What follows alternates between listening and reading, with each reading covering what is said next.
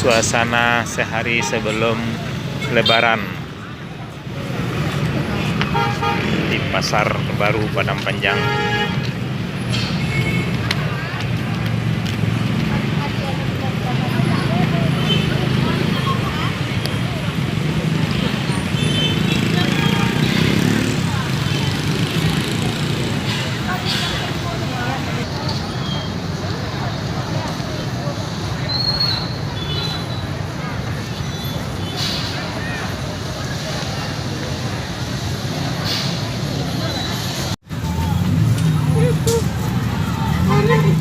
Jadi juga orang Karayunya kok.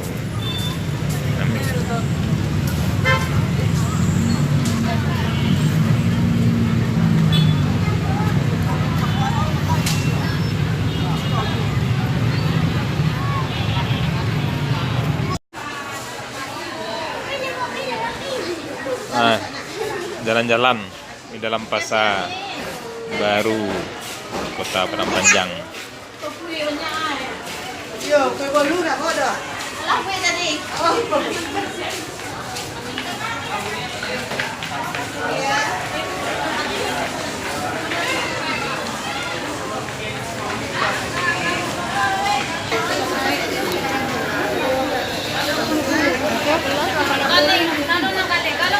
Sehari sebelum Rayu.